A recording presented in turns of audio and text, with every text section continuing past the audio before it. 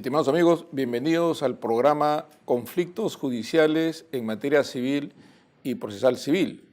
Este es un programa a cargo del Equipo Técnico Institucional de Implementación de la Oralidad en el Proceso Civil del Poder Judicial.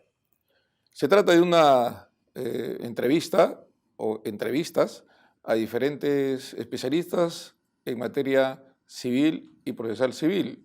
Pueden ser jueces, investigadores, profesores, en general, personas preocupadas en estas materias que transmiten su experiencia y su conocimiento a través de preguntas que se le hacen directamente a lo largo de la entrevista. Hoy día tenemos a un especial invitado, quien ha tenido la deferencia de concedernos algunos minutos para abordar un tema de relevante importancia que tiene que ver con un tramo del proceso judicial en materia civil que es clave para determinar si el proceso está o no habilitado para un pronunciamiento sobre el fondo. Vamos a un pequeño corte y empezaremos esta interesante entrevista.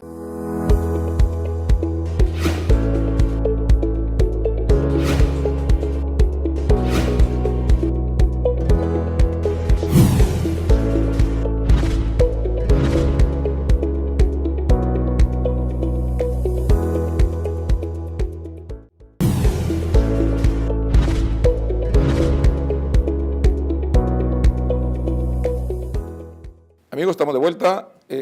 Decíamos hace un momento que tenemos un especial invitado para que nos comente sobre una parte del proceso civil, de las primeras etapas del proceso, luego de la etapa postulatoria, que es el saneamiento procesal. Estamos frente al tema saneamiento procesal en materia civil.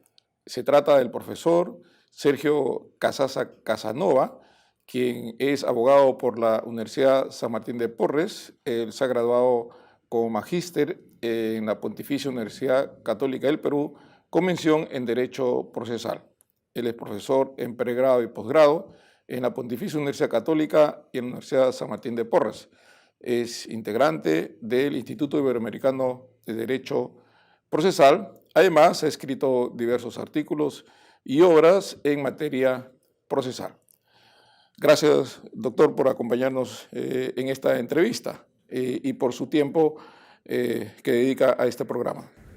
Más bien, muchísimas gracias, doctor Lama, por la invitación. Muy contento de estar acá y poder, de alguna manera, conversar, ¿no?, de temas que a las personas que ven este programa les va a interesar.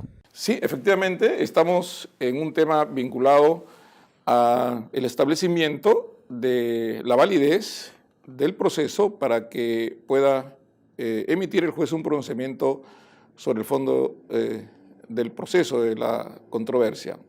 ¿Por qué es importante establecer el saneamiento procesal y por qué no estaba prevista esta figura en el código anterior? A ver, empecemos por recordar que el Código de Procedimientos Civiles de 1912 se inspira en el Código Español, castellano en aquella época, en donde no tenían una etapa de saneamiento propiamente.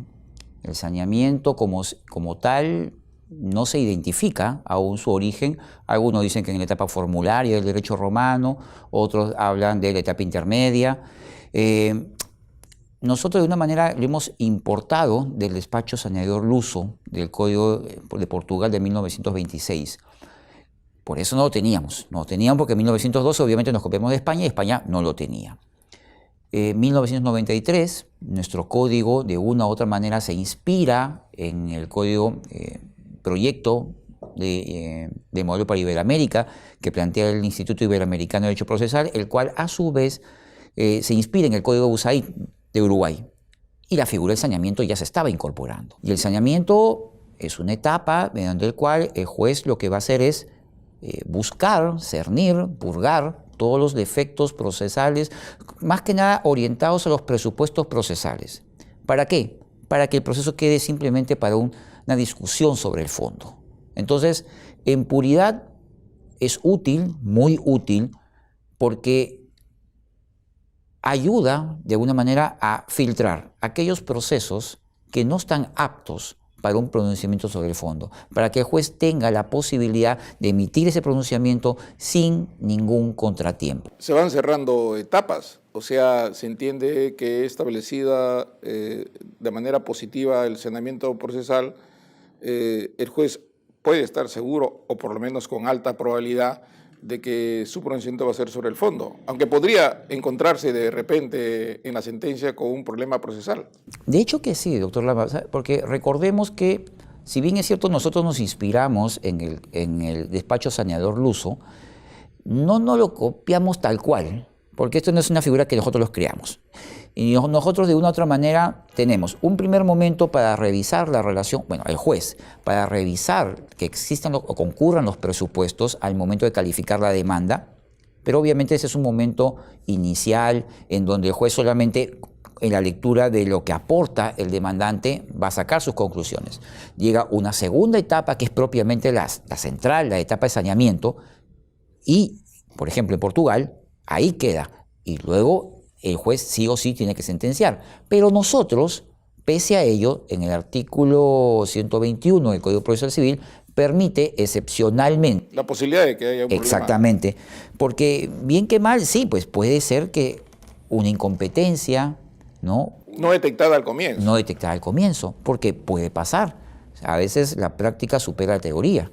Y de hecho, ayuda a que el juez. Ahora, hay la tendencia, hay muchos críticos en esa estructura que tenemos hoy en día y dicen que no, que sea tan igual como es en Portugal y lo que pase que se resuelva.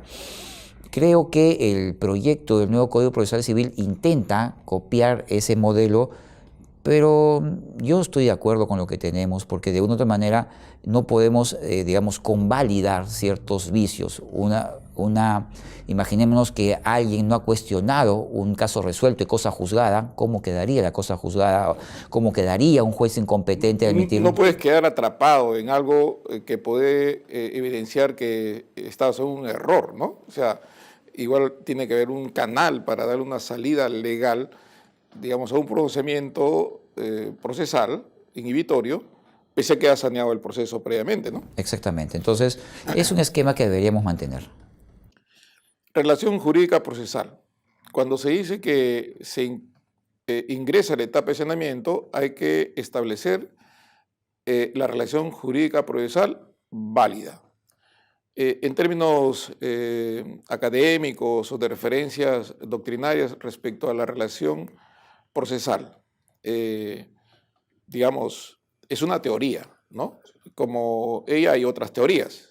El legislador nacional, siguiendo la corriente ya, digamos, planteada en la década del 70, 80 por el Instituto Iberoamericano de Derecho Procesal, propuso esta figura del saneamiento procesal.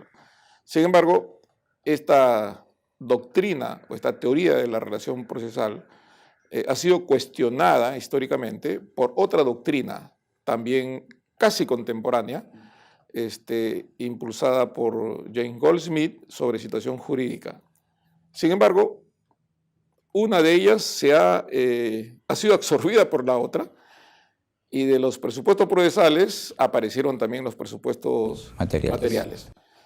¿Qué riqueza ha sido incorporada en la teoría de la relación procesal respecto de la teoría de la situación jurídica en la actualidad? En la figura del saneamiento procesal actual?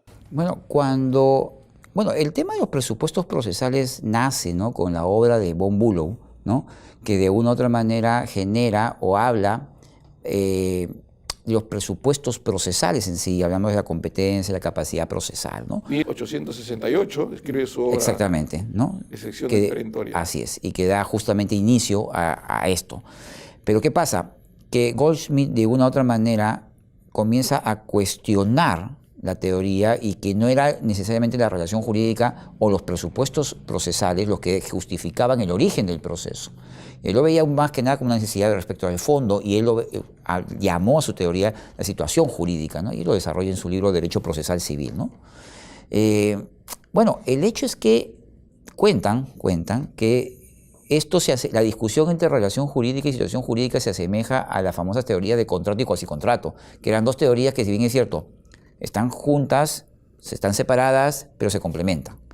Entonces, al final la teoría de Goldschmidt no fue la que se impuso, pero sí de alguna manera logra fusionar algunos elementos, como el tema de la legitimación, el tema del interés, ¿no?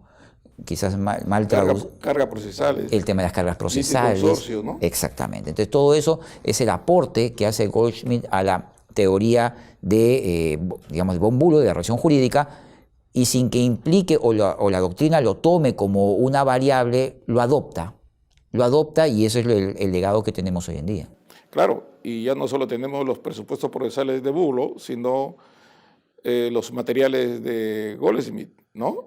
Digamos que se le atribuye a Goldsmith, aunque él no los pone así de manera taxativa en su obra, pero sí establece que la unidad del proceso no se encuentra al interior del mismo entre los sujetos procesales, sino en la correspondencia que existe entre la relación material y la procesal.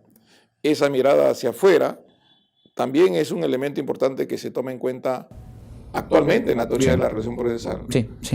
Y diríamos serían entonces 3 aportados por Bülow, 3 presupuestos, y 3, según reseña la historia, aportados por la teoría de la situación crítica de Goldsmith. Hablemos de los presupuestos procesales, digamos, ¿por qué son procesales y los otros por qué se le llaman materiales? O sea, ¿qué hay de diferencia entre ellos? Lo que pasa es que los presupuestos procesales, o formales también, como se le dicen, son aquellos que exigen o condicionan, si lo queremos ver así, el inicio de un proceso.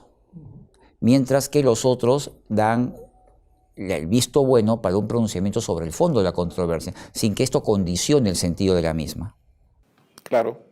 Diríamos que podríamos entenderlo como que los presupuestos procesales están dirigidos un poco a los sujetos del proceso, independientemente de que sean demandante o demandado, mientras que en los presupuestos materiales resulta que serían, digo yo, exigencias al demandante para el inicio del proceso. O sea que deben ser satisfechas esas exigencias respecto a la pretensión que está postulando, no pretensión en sí misma, sino a elementos vinculados a esa pretensión que deben ser satisfechos para que pueda abrirse el proceso a un pronunciamiento sobre el fondo. Interés para obrar, legitimidad para obrar, son exigencias al demandante. Petición de posibilidad jurídica de la pretensión, también son exigencias al demandante. Diríamos, el incumplimiento de cualquiera de ellos, impide el inicio del trámite del proceso a un pronunciamiento sobre el fondo. Podría, digamos, establecerse una diferenciación clara entre ellos o simplemente se adoptan indistintamente. No, a ver, si queremos conversar o hablar respecto a los presupuestos materiales, estos de una u otra manera tienen un enfoque diferente, aunque todos son polémicos, bueno, sobre todo en el tema del interés. Ahora, recordemos que de una manera la doctrina moderna ya la llamada voluntad de la ley entiende que está subsumida dentro del interés. Y nos quedamos con 2. Y si hablamos un poco de la legitimación, nosotros ya de una manera específica admitir la legitimación ordinaria, la extraordinaria, hay una legitimación derivada también, ¿no? Lo que escribe Montero en su libro, y en el tema del interés, pues ahí hay una gran discusión respecto a qué tipo de interés, y ahí sí difícil ponernos de acuerdo, ¿no? Porque es una institución que inclusive, si nos damos cuenta, lo podemos ver de reojo hasta en el Código Civil, en el famoso artículo 6 del título preliminar, cuando habla del interés que tiene, ¿no?, la parte para acceder al proceso. Y ahí viene toda una discusión. Habría que diferenciar entre interés material e interés procesal, ¿o no?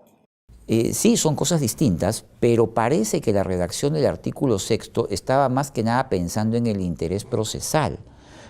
Ahora, el problema está que el Código Civil, como bien recuerda el doctor, sale en 1984, y el Código de Procedimientos no tenía la mínima idea de lo que era interés procesal o el interés para accionar, hecha correctamente la traducción.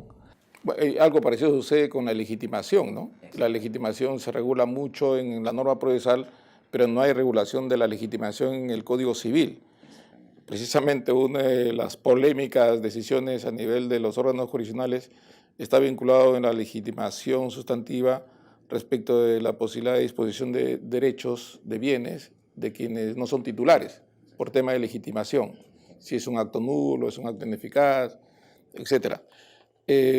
Abordemos cada uno de ellos, sobre todo los presupuestos materiales, porque respecto a los procesales creo que el asunto está más o menos claro, salvo que tenga usted alguna precisión, ¿no? Su competencia, capacidad. Definirlos no es el problema. Quizás a veces los casos nos invitan a reflexionar sobre el mismo, ¿no? Pero en sí, grandes problemas no vamos a tener.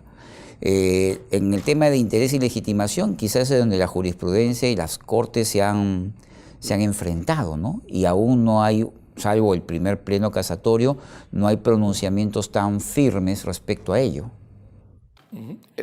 Haciendo referencia al primer pleno, recordemos que el primer pleno establece un precedente vinculante estableciendo la figura de la excepción de transacción extrajudicial, ¿cierto? La transacción judicial o extrajudicial tiene que ver con el interés, con la legitimidad, es un presupuesto. Esto me contesta, profesor, luego de una pequeña pausa, porque el tiempo hay que calcularlo bien en este tipo de programas para no tener al final sorpresas. Vamos a un pequeño corte y retornamos en unos minutos.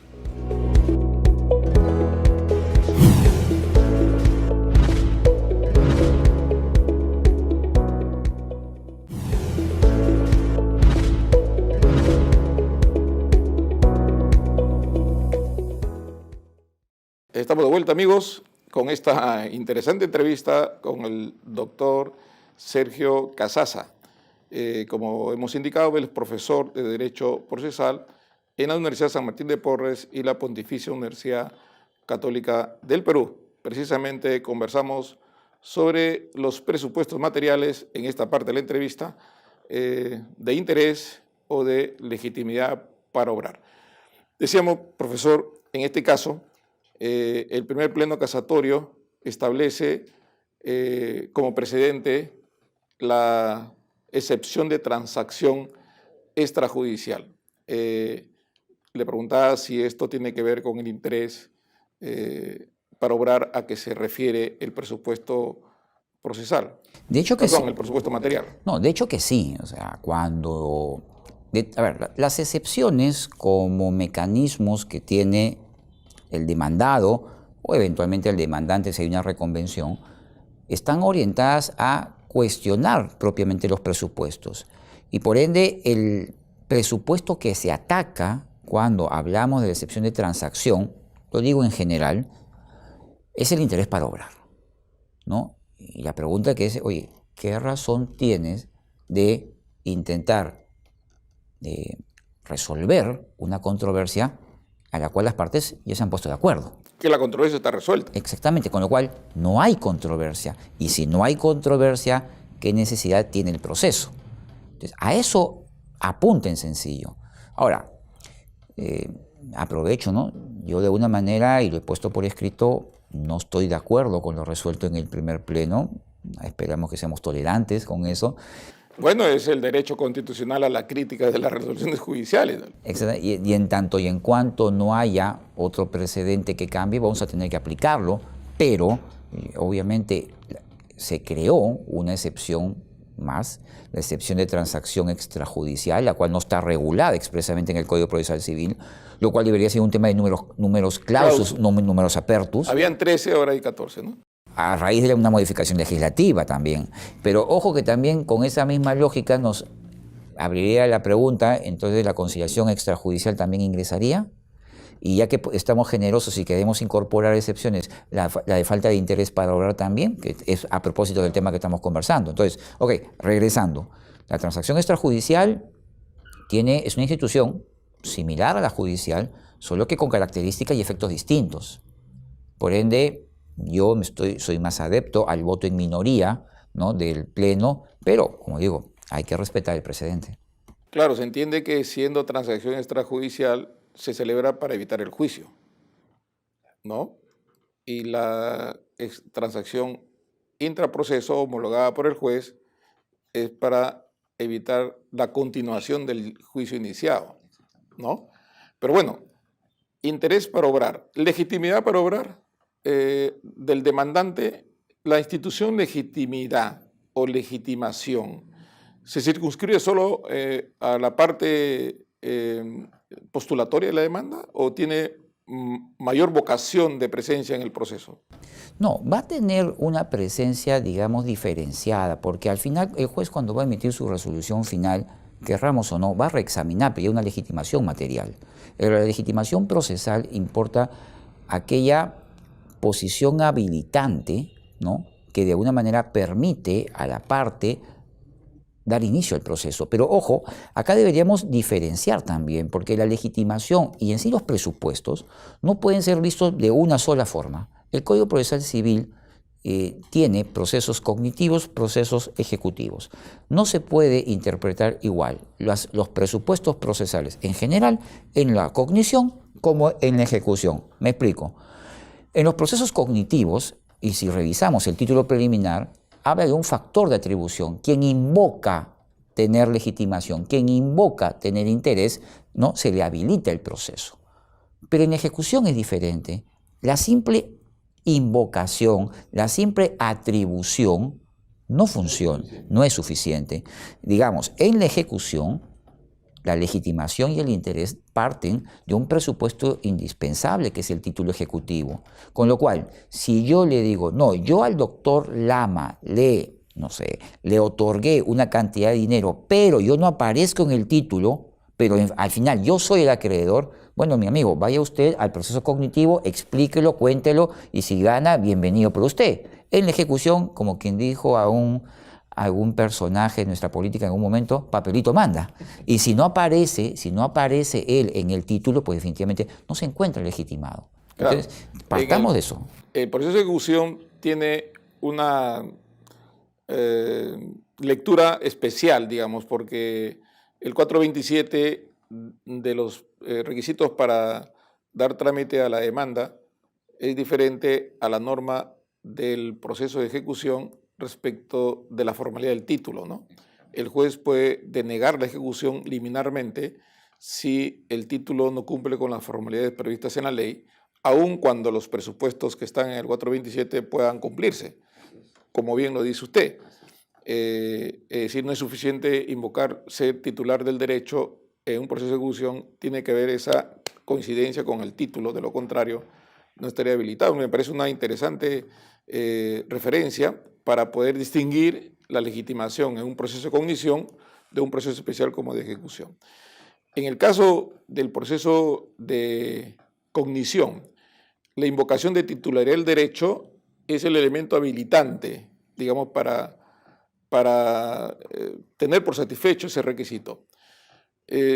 ¿No se le podría entonces exigir al demandante que pruebe su derecho bajo el argumento de legitimación para obrar, ¿no?, sino que tendría simplemente que escuchar o que se invoque ser titular del derecho? Sin embargo, pareciera que acreditada la legitimación material o sustancial en el proceso, habría que concluir que el demandante ya es vencedor, o podría existir la posibilidad de que acreditada la legitimación luego de la etapa probatoria, el demandante podría no ser vencedor. ¿Es posible eso? La concurrencia de los presupuestos solamente nos garantiza un pronunciamiento sobre el fondo, más no el sentido del mismo. Con lo cual, el hecho de que yo acredite estar legitimado y tener interés no me garantiza de ninguna manera que la sentencia de mérito sea a mi favor. Eso yo creo que ya debería quedar más que claro. El problema podría venir, mi estimado doctor, es que a veces las cortes intentan resolver la legitimación material al momento de sanear el proceso. Entonces ahí se confunde la legitimación material con la legitimación procesal en etapas distintas, y eso es lo que a veces confunde. Y a todos, muchas veces, y un ejemplo muy muy clásico de eso es, por ejemplo, en la ley de arrendamiento financiero, cuando una entidad del sistema financiero dice, discúlpame, yo soy simplemente quien doy en arrendamiento, yo no soy el titular propiamente del bien, o sea, soy un titular formal, pero yo te he dado en arrendamiento financiero, y la ley dice, oye, tú no tienes por qué ser demandado. Ese es un tema de fondo. El tema de responsabilidad civil. Exactamente, es un tema que viene en discusión inclusive. Claro, en accidente de tránsito sobre todo. Exactamente. Si el propietario que alude la ley de tránsito incluye al arrendador financiero, que es el propietario del bien mientras no se termine el arrendamiento. Claro. Y, por supuesto, las entidades financieras van a decir que no, porque ellos, en estricto, si bien son dueños formales, en realidad no es su vocación de titular la que mueve su interés, sino la del financiamiento. Pero bueno, me refería, claro, está perfectamente, por lo menos en lo que estamos conversando, está perfectamente claro que la legitimación para obrar que se evalúa en los presupuestos materiales en la etapa del saneamiento no puede asegurar el éxito de la pretensión del demandante. Pasamos a la siguiente etapa, la etapa probatoria. Acredita el demandante la titularidad del derecho, por lo tanto se encontraría legitimado para digamos, estar presente en el proceso como titular del derecho. La pregunta es, si acreditada su legitimación en etapa correspondiente, probatoria, ¿tendrá asegurado el éxito de la pretensión? No, porque yo lo que estoy cumpliendo con acreditar es que la ley me permite, o la relación jurídica material me permite acceder al proceso y pedir tutela. El análisis de fundabilidad no está garantizado por la legitimación. Y habrá que ver que los supuestos fácticos que se invocan y que sean parte de, digamos, la pretensión del demandante en este caso, concurran. Con lo cual, la legitimación es parte de, mas no es el derecho en sí en discusión. Es como quien dice, yo acredito estar legitimado para pedir un desalojo por el ocupante precario, pero no significa que mi demandado sea precario. Claro, hay elementos concomitantes que, adicional a la invocación de titularidad del derecho, deben estar acreditados, ¿no es cierto? Pero claro, ya entraríamos en el detalle un poco complejo de que la legitimación incluya no solo la titularidad del derecho, sino la titularidad a reclamar el bien que se está peticionando a través del juzgado, ¿no? Que no es suficiente considerarse legitimado, ser dueño, sino considerarse legitimado para tener el bien, ¿no es cierto? Que es un tema un poco más, más fino en el tema de la legitimación. Y como tal es una institución que no es, por supuesto, tan diáfana y pura como para poder decir que hay una definición exacta sobre el tema. Totalmente de acuerdo.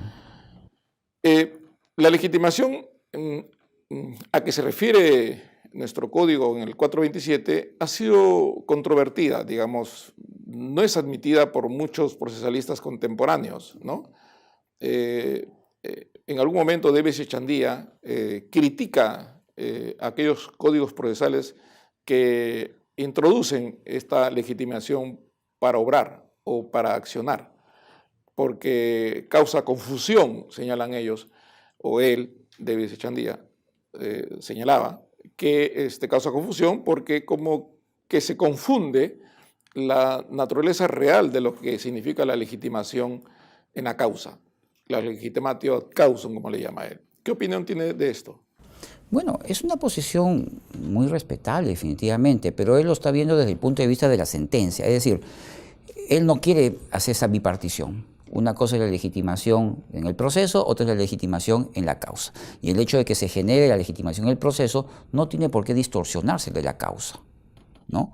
Yo creo que no, de una u otra manera es muy separado el tema, hay que redefinir bien los roles nada más, pero es sano que el proceso tenga este momento, que es el saneamiento, justamente para evitar procesos que... Inútiles. Exactamente. Porque obviamente, como dice usted, ¿no? El tiempo es oro, y para un juez con mayor razón, porque él necesita tener la menor cantidad de carga para dar una mejor producción de sus sentencias.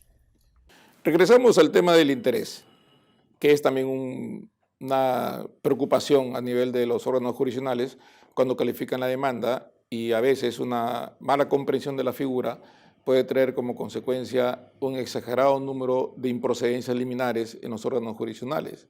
A veces se detecta en algunas cortes 30% de rechazos liminares de demandas con improcedencias por una muy exigente calificación de esta figura del interés.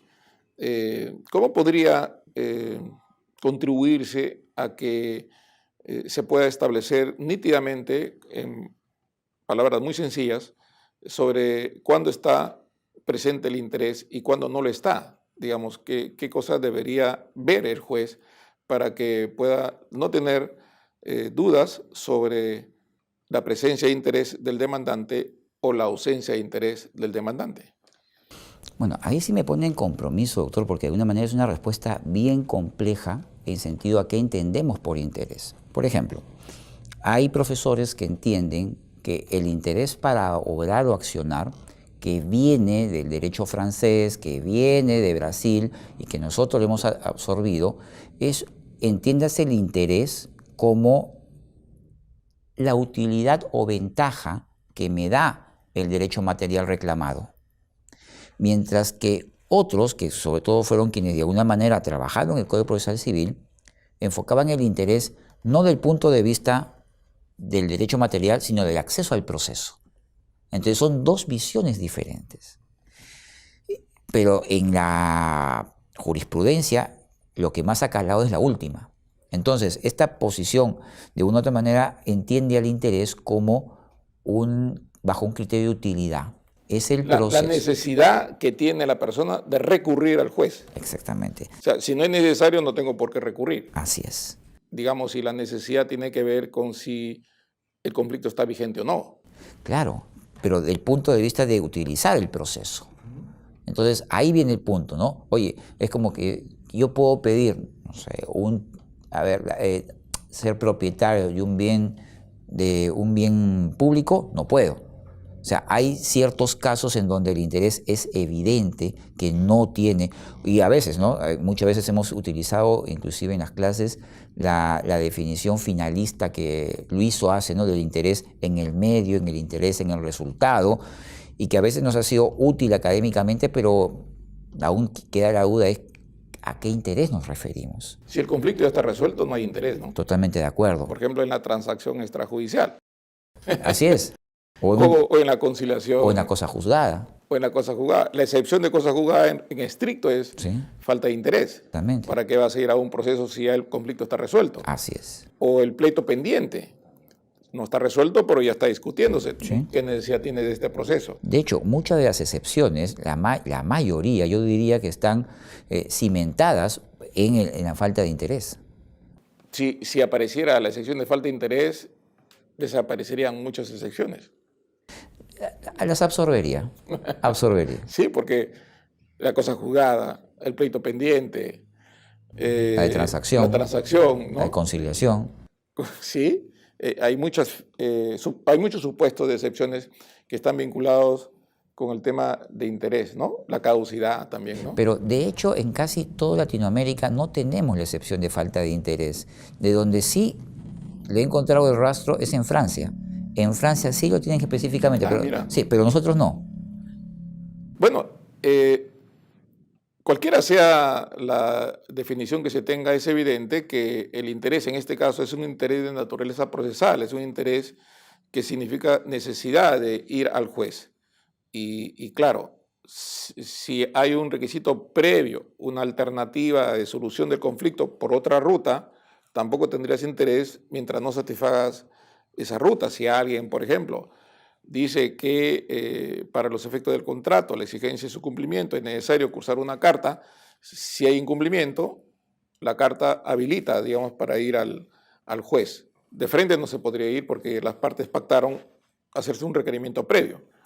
O por ejemplo en el tema de la conciliación, si no acudimos previamente al procedimiento conciliatorio, no tenemos interés para acudir al proceso. En realidad, cualquiera que sea la definición que se tenga sobre interés, la norma prevé que esta debe ser manifiesta, es decir, debe ser una falta de interés grosera, ¿no? A riesgo de que se esté afectando el derecho de acceso si es que se tiene una interpretación muy liviana sobre el interés para obrar. Bueno, sí, definitivamente. Y en los casos en los que el interés para obrar supone una actuación, digamos, por parte del interesado previa, la conciliación, la carta, y esta aparece después, digamos, en el saneamiento, ¿podría el juez evaluarla en ese momento? Bueno, recordemos que los presupuestos, o mejor dicho, el saneamiento está inspirado dentro de todo en el principio de economía procesal. Con lo cual, la pregunta es, si entendemos un interés para acceder al proceso, obviamente el interés ha tenido que existir previo al inicio del mismo, ¿no? Con lo cual es la tendencia que debería ser. Me explico. Si yo antes de iniciar el proceso no invité a conciliar, inicio el proceso, posterior a él voy e invito a conciliar, esto no me convalida. Entonces sería, digamos, salvo que cambiemos la noción e idea de interés. No, me refería al hecho de la prueba. Si no se acompañó el acta de conciliación o se acompañó y después se prueba que no hubo conciliación, o no se acompañó en la carta y después se acompaña la carta. Sí, me refiero a que son hechos anteriores, pero acreditados después. Sí, podría convalidarse.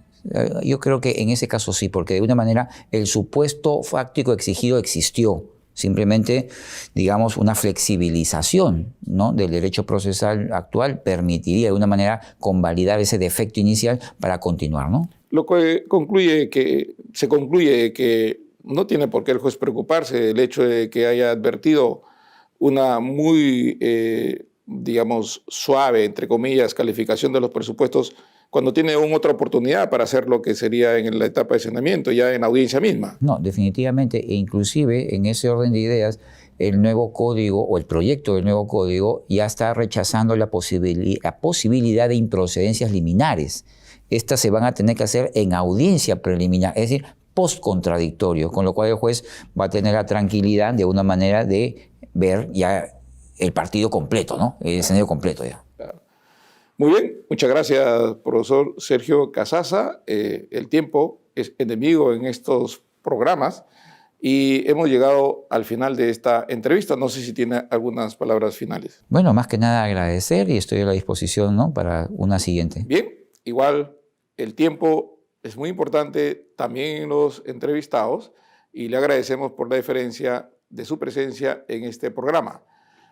Amigos, nos vemos en la siguiente entrevista en un programa próximo, haciendo presente que estos programas se difunden por Justicia TV los martes a partir de las 8 de la noche. Muchas gracias.